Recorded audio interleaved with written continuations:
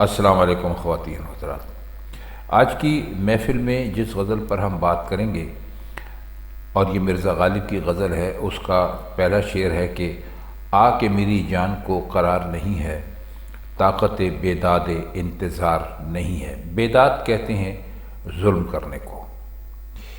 وہ کہتے ہیں کہ اے میرے محبوب آ اور جلدی آ، کیونکہ میری جان کو صبر و قرار نہیں ہے، وہ حد درجے بیتاب ہے اور مضطرب ہے۔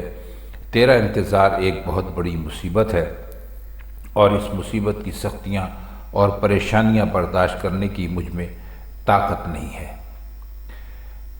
دوسرا شعر ہے، دیتے ہیں جنت حیات دہر کے بدلے، نشہ باندازائے خمار نہیں ہے۔ دہر کہتے ہیں دنیا کو، اور خمار کہتے ہیں جب نشہ ٹوٹ رہا ہو تو اس کا جو انسان کے جسم پر اثر باقی رہ جاتا ہے اس کو۔ تو کہہ وہ یہ رہے ہیں کہ اس دنیا میں جو غم اور رنج اور تکلیفیں ہیں اور ان کا ایک طوفانی سمندر ہے، اور زندگی گزار جانے کے بعد جنت صلے میں ملے گی، لیکن جنت ان غموں اور مصیبتوں کی تلافی کر سکے گی جو ہم پر روئے زمین پر برداشت کرنی پڑیں؟ جنت کا نقشہ ایسا نہیں ہے جو دنیا کی زندگی کے خمار یعنی نشہ اترنے کی تکلیفوں اور اذیتوں کا زخم بھر سکے۔ صرف نشے کا جو نشئی آدمی ہوتا ہے وہی اس کا صحیح اندازہ کر سکتا ہے کہ جب نشہ ٹوٹتا ہے تو جسمانی اور ذہنی اعتبار سے اس پر کیا مصیبت گزرتی ہے۔ جتنا زیادہ خمار ہو اسی کے مطابق شراب نہ ملے تو تکلیفیں دور نہیں ہوتی۔ اس کا تیسرا شعر ہے، گریہ نکالے ہے تیری بزم سے مجھ کو، ہائے کہ رونے پہ اختیار نہیں ہے۔ گریہ کا مطلب ہوتا ہے رونا۔ یہ ہم آپ کو کئی مرتبہ پہلے بھی بتلا چکے ہیں۔ کہہ رہے ہیں کہ اے محبوب میں تیری محفل میں پہنچتا ہوں تو تیری لاپرواہی اور تیری بے پرواہی پر میرے آنسو بے اختیار نکلنے لگتے ہیں۔ تو میری طرف دیکھتا ہی نہیں ہے، نہ مجھ سے بات کرتا ہے، نہ مجھے پوچھتا ہے۔ اور پھر آخر میں یہ ہوتا ہے کہ جب میں روتا ہوں تو مجھے لوگ تیری محفل سے نکال دیتے ہیں۔ اگر ضبط اور صبر پر مجھے اختیار ہوتا تو نہ روتا، افسوس کے اختیار نہیں ہے۔ رونے پر محفل سے نکالے جانے کی کوئی وجہ غالب نے بیان نہیں کی، اسے بس ایسے ہی چھوڑ دیا ہے، مبہم چھوڑ دیا ہے، کیونکہ ہر فرد کے رونے کے اسباب مختلف ہو سکتے ہیں۔ مثلا ایک یہ کہ عیش و نشاط کی محفل سجی ہوئی ہو، لوگ گا رہے ہوں، بجا رہے ہوں، لطیفے سنا رہے ہیں، اور وہاں کوئی رونے لگے تو بڑی عجیب سی بات لگتی ہے۔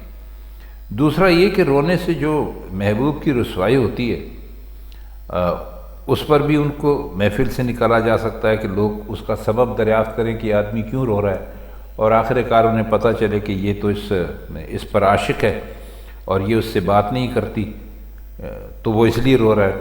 تیسرا سبب یہ بھی ہو سکتا ہے کہ محبوب ان کے رقیموں پر مہربان ہے، اور جو سچا عاشق ہے اس کو محبوب کی حرکت دیکھ کر افسوس ہوتا ہے اور وہ رونے لگتا ہے۔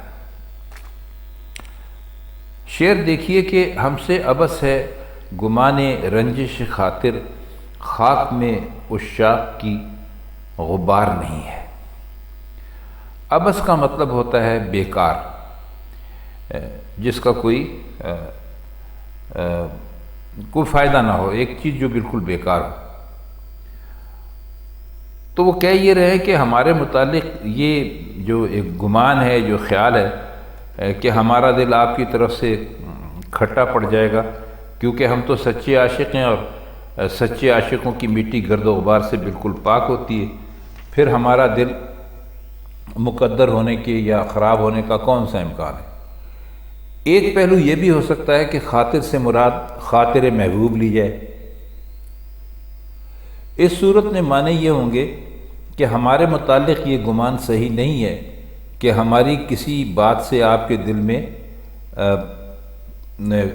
میں یہ خیال پیدا ہوا ہوگا یا ہماری طرف سے نفرت پیدا ہوئی ہوگی، کیونکہ ہماری خاک میں تو غبار ہے ہی نہیں، اگر ہوتا تو آپ کا دل میلا ہو جانے کا بھی کوئی خدشہ باقی نہ رہتا۔ دل سے اٹھا لطف جلوہ ہائے معانی، غیر گل آئینہ بہار نہیں ہے۔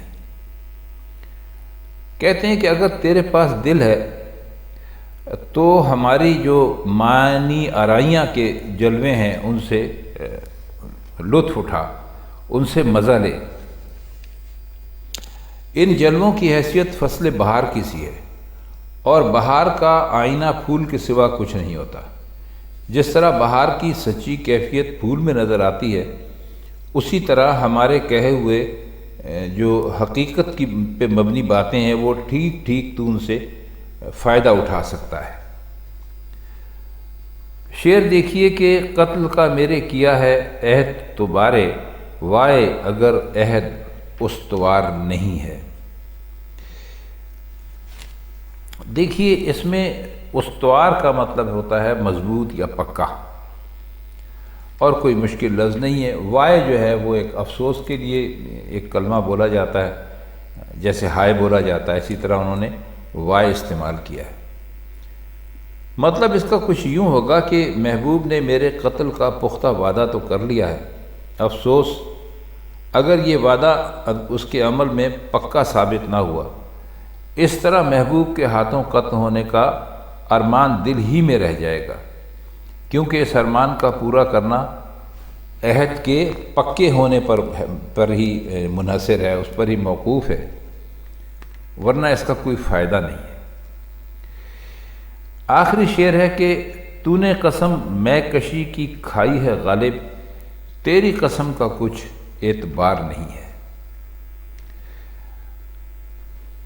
اس کا جو وہ ہے میں کشی کا مطلب ہوتا ہے شراب پینا، اور قسم کھانا کا مطلب ہے حلف اٹھانا، کسی چیز کی قسم کھانا، کسی چیز کو چھوڑ دینے کا عہد کرنا وغیرہ۔ تو مطلب صاف یہ ہے کہ اے غالب تو نے شراب چھوڑ دینے کی قسم کھائی ہے، لیکن تیری قسم کا کیا اعتبار ہے؟ کون کہہ سکتا ہے کہ کب شراب چھوڑے اور کب پینا شروع کرے؟ شعر کا ایک پہلو یہ بھی ہو سکتا ہے کہ اے غالب تو نے میں کشی کا حلف اٹھایا، پینے یا چھوڑ دینے کا کوئی ذکر صاف صاف نہیں کیا۔ تو جب تیری قسم مختلف پہلو لیے ہوئے ہے تو اس پر اعتبار کیسے کیا جا سکتا ہے؟ تو خواتین و حضرات، یہ تھی مرزا غالب کی آج کی غزل، اس کے مشکل الفاظ کے معنی اور شعروں کا مطلب۔ آپ سے ملاقات ہوگی پھر کسی اور غزل کے ساتھ انشاءاللہ، تب تک کے لیے ہمیں اجازت دیجیے۔